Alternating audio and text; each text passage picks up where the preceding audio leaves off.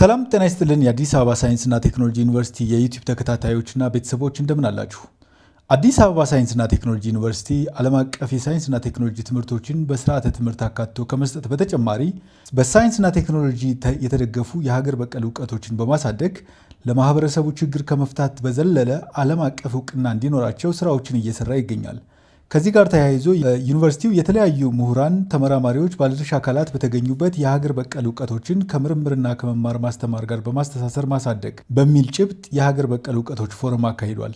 በዚህ ፎረም በሀገር በቀል እውቀቶች ላይ ጥናትና ምርምር እያካሄዱ የሚገኙ ተመራማሪዎች፣ ፖሊሲ አውጪዎችና ሌሎች የዘርፉ ምሁራን ተገኝተው ምክረ ሀሳቦችንና የጥናት ውጤቶቻቸውን አቅርበዋል። በዚህ መሰረት አስቱቲዩብ በዚህ ዘርፍ የላቀ አስተዋጽኦ ከሚያደርጉ እና እያደረጉ ከሚገኙ ተመራማሪዎችና ምሁራን ጋር ቆይታ አድርጓል። እንድትከታተሉን እንጋብዛለን። እውቀት ኮግኒቲቭ ሪቮሉሽን ከዛሬ 70 ሺህ ዓመት ከተጀመረ ጀምሮ እውቀት በየጊዜው ዴቨሎፕ ያደርጋል፣ በየጊዜው ይመጣል። ይሄ እውቀት በእያንዳንዱ ቀን አሁን የሰው ልጅ እስካደገበት ድረስ በየቦታው የሚጠቀምበት ነው። ኢትዮጵያውያን አለው። በኢትዮጵያ ውስጥ የተለያዩ ብሔረሰቦች እና ማህበረሰቦች የራሳቸው እውቀት አላቸው።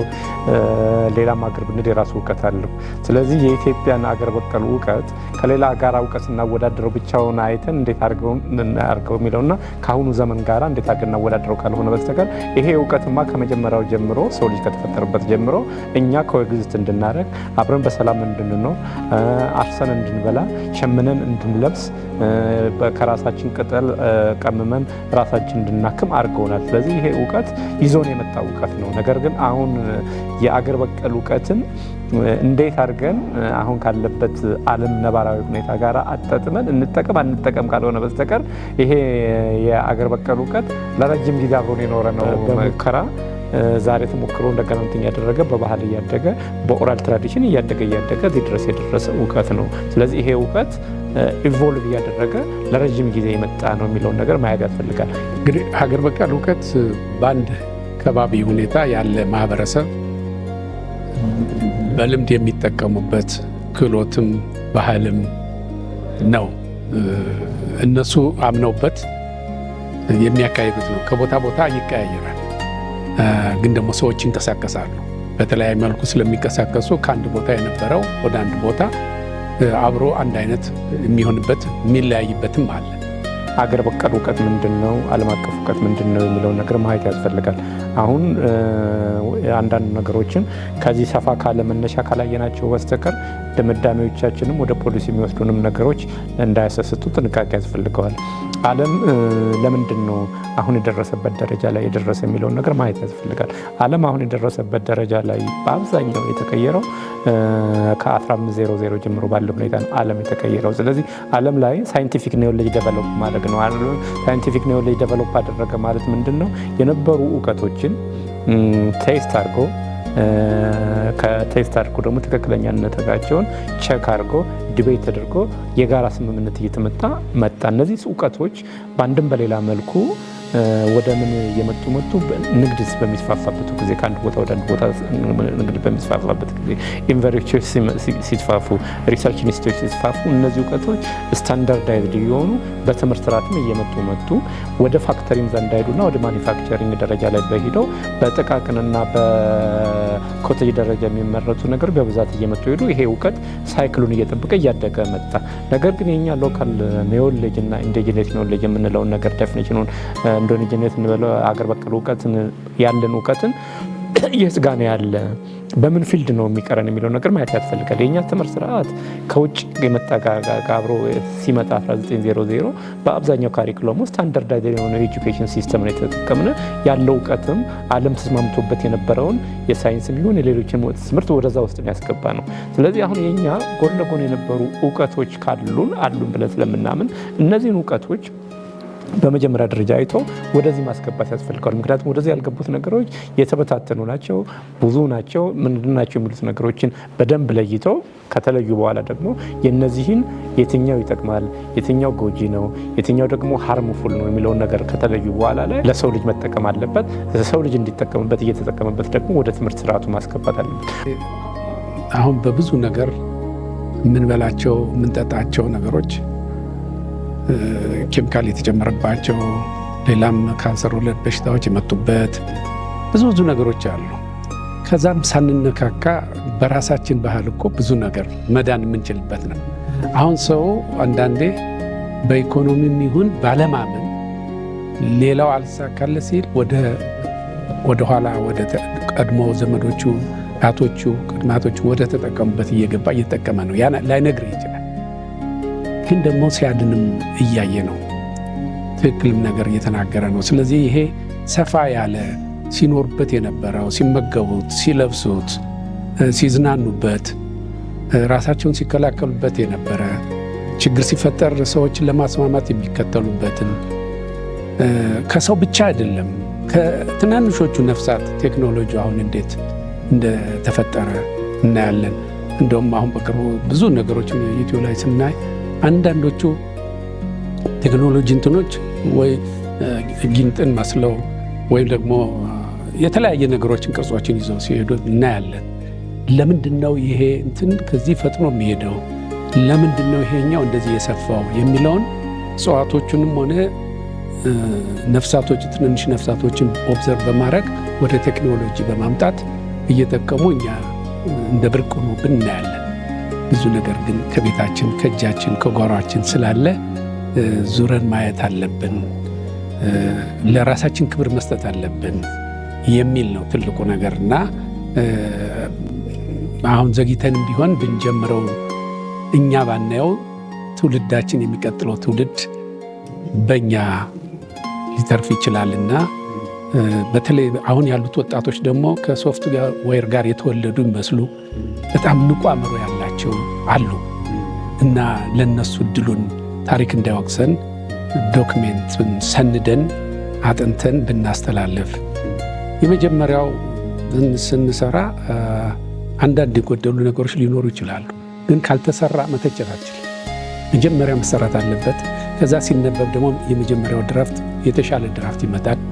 በመጨረሻ ሁሉ የተስማማበት ታሪካዊ ዶክሜንት ይኖራል። ግን አንድ ቦታ አንድ ሰው መጀመር አለበት። አይ ቲንክ እዛ ጅመራ ላይ ነው ያለነው። ይህን ታሪካዊ ዳራ ደግሞ ሁሉም ዩኒቨርሲቲዎች በሀገራችን ውስጥ የሚገኙት ዩኒቨርሲቲዎች የከባቢያቸውን ማህበረሰብ በዚህ አንድ አይነት በተስማማንበት ጥናት ሰብስበው አንድ ላይ ተሰንዶ እንደ ሀገር ሊጠቅም በሚችልበት ሁኔታ መሄድ ከኮሪያ፣ ከቻይና፣ ከጃፓን ዓለምንም በሞደርን በዘመናዊ እንትን እየመሩ ናቸው። የራሳቸውን ኢንዲጂነስ ወይም አገር በቀል እውቀት ደግሞ እኩል እያስኬዱት ናቸው። ሁለቱም ታያቸዋለህ። ምርጫው ግን ያንተ ይሆናል። እኛ ግን አንደኛውን የራሳችን እንዳናየው ነው የሆነው። ግን እንድናይ መብቃት አለብን፣ እንድንጠቀም መብቃት አለብን።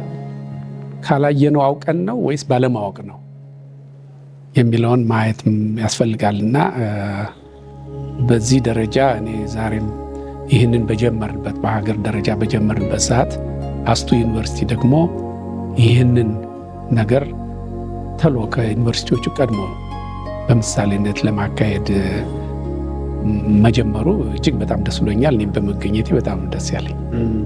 ያው እኔ የምሰራው ፖሊሲ ጥናትና ምርምር ኢንስቲትዩት እዛ ተመራማሪ ነኝ።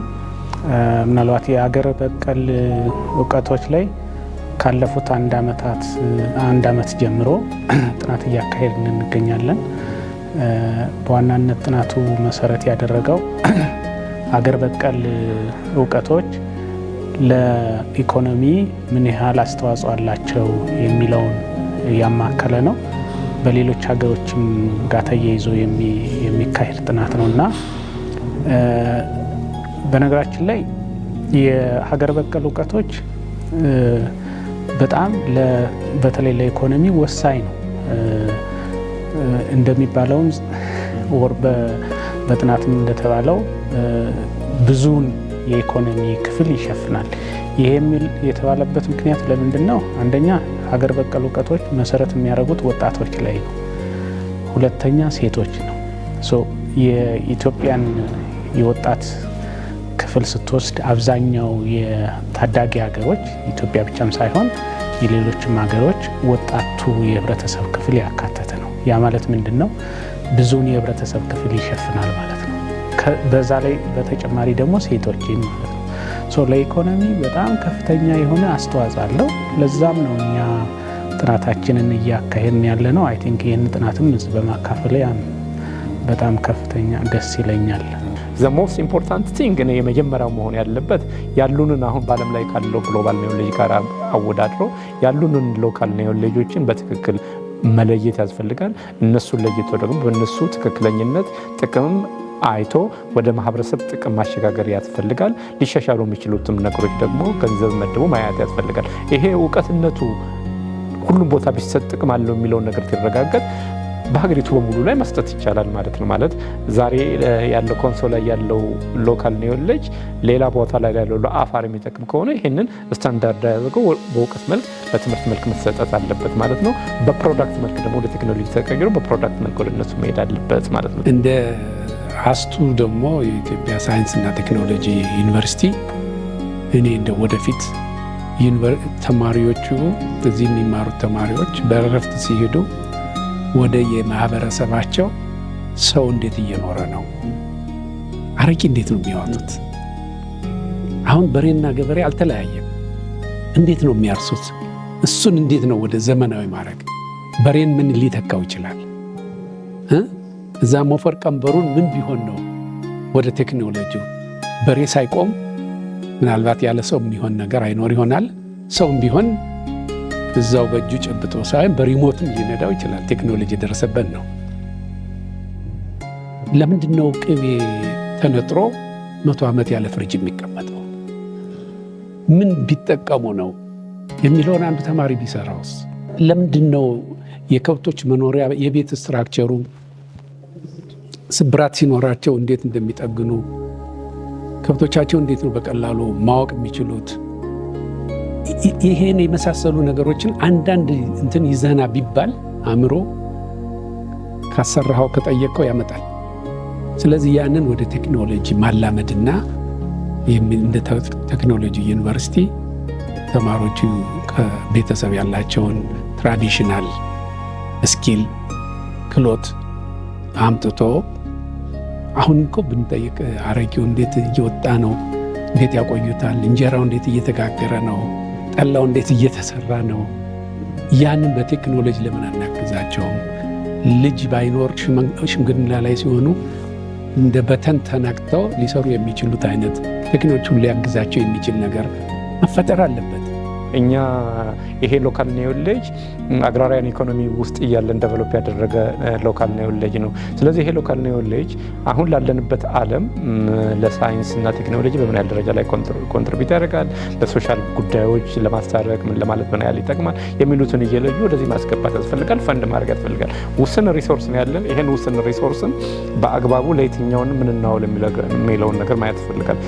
እንግዲህ የአገር በቀል እውቀቶች ለኢኮኖሚ ከፍተኛ አስተዋጽኦ ያበረክታሉ ካል በእነሱ ላይ መስራት መቻል አለብን ማለት ነው። የመጀመሪያው ግንባር ቀደም የሚሆነው በትምህርት ላይ እንዲካተት በቅድም እንደገለጸው በካሪክለም ላይ እንዲካተት ማድረግ ነው። እንዴት እናካተታለን? አይ ቲንክ ራሱን የቻለ ሳይንሳዊ ሂደት አለው። እኔም በፕሬዘንቴሽን ላይ አይ ቲንክ ከዛ መውሰድ ትችላለህ ብዬ አስባለሁ። ሶ በካሪክለም ላይ ማካተት መቻል አለብን።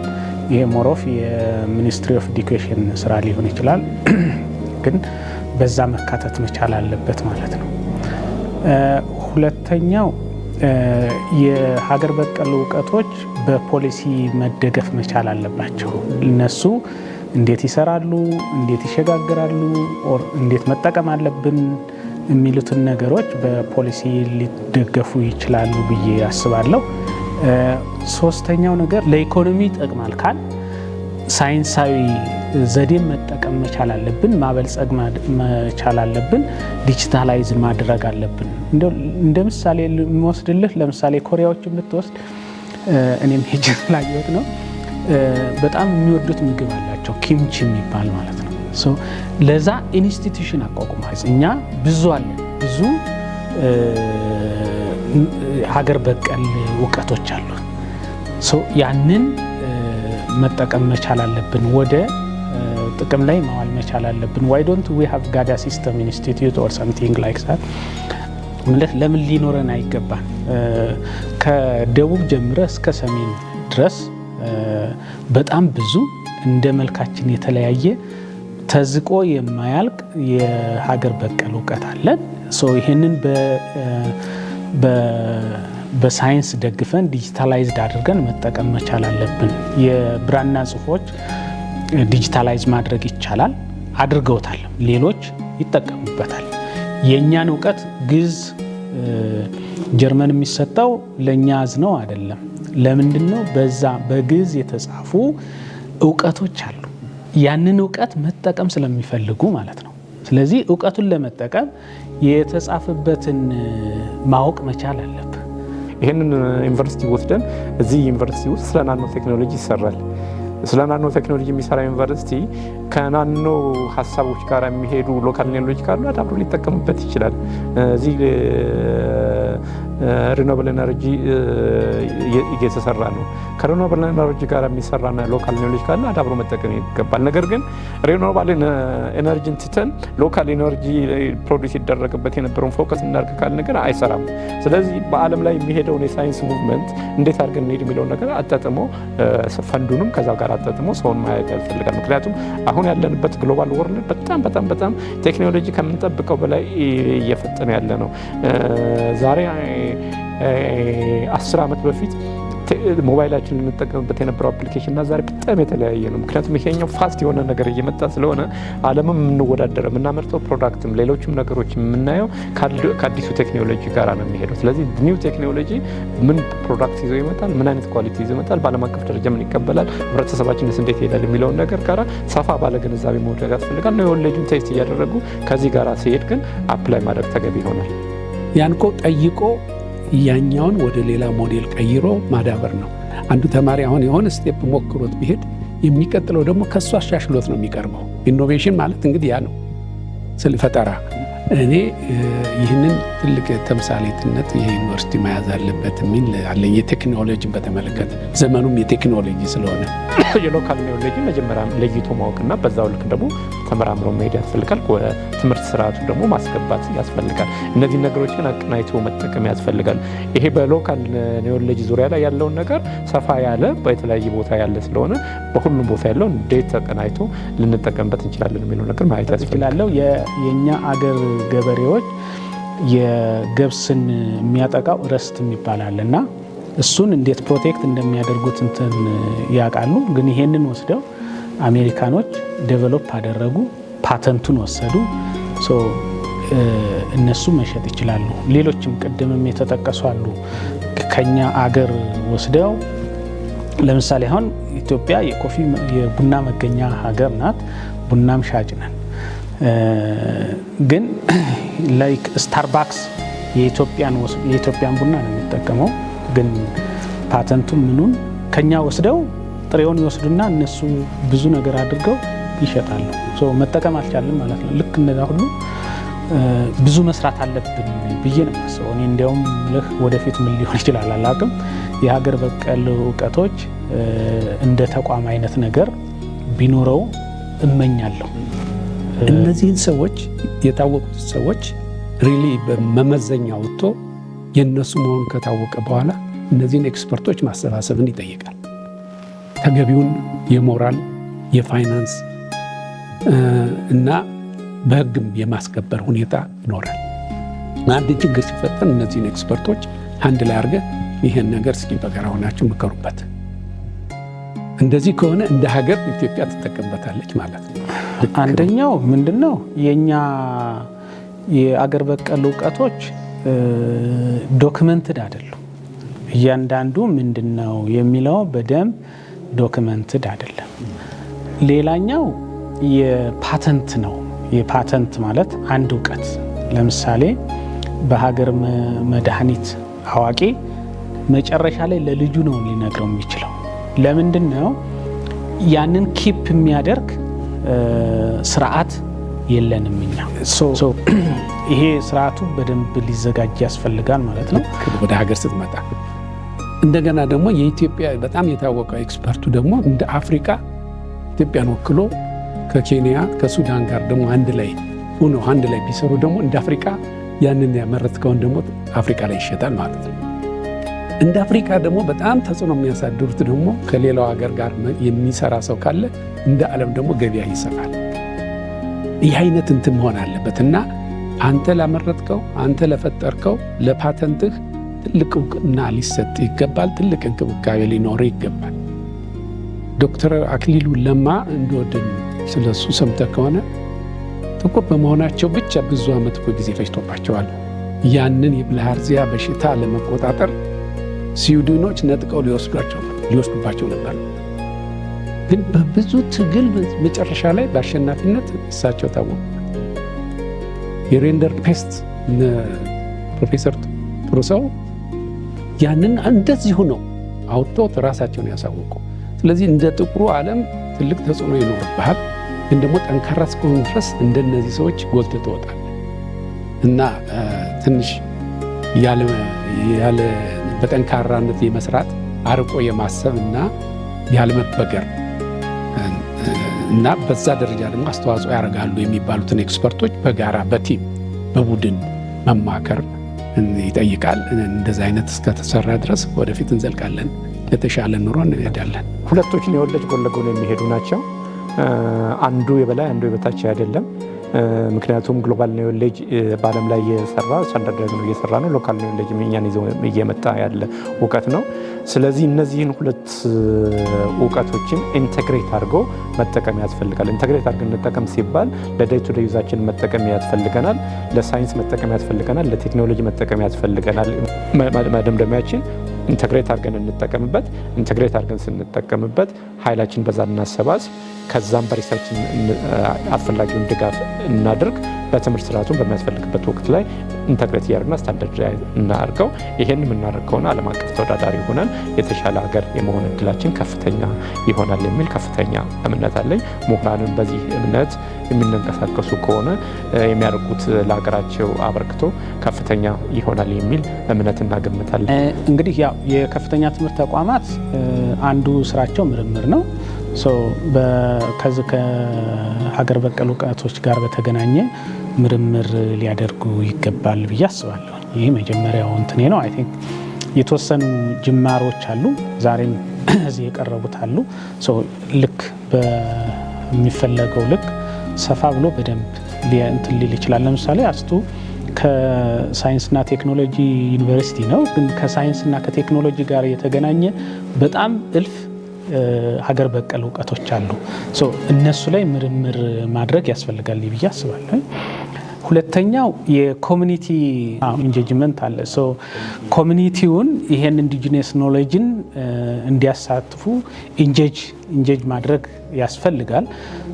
ፊልድ ቪዚት ሊሆን ይችላል። ተማሪዎች ሄደው ፕራክቲካሊ እዛ ማየት መቻል ያንን ማበረታታት ያስፈልጋል ብዬ አስባለሁ። ከኮሚኒቲው ጋር መስራት ያስፈልጋል ብዬ አስባለሁ። ሶስተኛው ነገር ኢቭን እዛ መሄድን ብቻም ሳይሆን አንድ ቶፒክ እዚህ ላይ በምግብ አዘገጃጀት ሊሆን ይችላል። ፉድ ሳይንስ ስላላችሁ ማለት ነው። ያንን እንዴት ነው የሚያዘጋጁት ብሎ መምህሩ እዚህ በስላይድ ከሚያሳይ አረቂ ለምሳሌ እንዴት ዲስቲሌሽን ኬሚስትሪዎች ያሉት ጋር ዲስቲሌሽን እንዴት ነው የሚያካሂዱት ብሎ ዲሞንስትሬት ማድረግ ይችላሉ እዚህ ያሉት።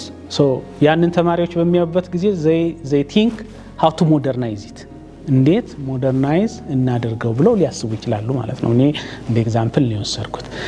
የጠላ አዘገጃጀት ሊኖር ይችላል። ፉድ ሳይንስ ተማሪዎች ያንን ሲያዩ እንዴት ነው እኔ ልቀምመው የሚችለው ቢራ ኦር ሰምቲንግ የሚመጡት እንኮ ከእንደዚህ ነው፣ ድሪንኮች ማለት ነው። ወይን በባህላዊ ነው የሚጀምረው። እንዲሁም ብዙ ፈርመንቴሽን ፕሮሰስ አለ፣ በባዮቴክኖሎጂም ፈርመንቴሽን ፕሮሰስ አለ። ከዛ ጋር የተገናኙ ፕራክቲካሊ የሆኑ እንትኖችን መስጠት ይችላል ብዬ አስባለሁ ከዩኒቨርሲቲ አንጻር ማለት ነው። ዛዘርቲንግ ማለት አራተኛው ዲስሚኔሽን ልክ እንደ ዛሬው አይነት የወርክሾፕ ፐብሊኬሽን ኤንድ አዘር ቲንግስ በዚህ ማድረግ ይችላል ብዬ አስባለሁ እንደ ዩኒቨርሲቲ። በመጨረሻም በፎረሙ ላይ ተሳታፊ የነበሩ ምሁራንና ተመራማሪዎች እንዲሁም ባለድርሻ ተቋማት አዲስ አበባ ሳይንስና ቴክኖሎጂ ዩኒቨርሲቲ ይህንን የመጀመሪያ ፎረም ማዘጋጀቱ ዩኒቨርሲቲው ከሳይንስና ቴክኖሎጂ ትምህርቶች በተጨማሪ ለሀገር በቀል እውቀቶች የሰጠውን ትኩረት የሚያሳይ መሆኑን ገልጸዋል። ነገር ግን እነዚህን ሀገር በቀል እውቀቶች በማሳደግ ለሀገራችን እድገት እንዲጠቅሙ ለማስቻል በመማር ማስተማርና በምርምር ውስጥ ማካተት እንዲሁም የከፍተኛ ትምህርት ተቋማት ከሚመለከታቸው ባለድርሻ አካላት ጋር በትብብር መስራት እንደሚያስፈልግ ጨምረው ጠቁመዋል።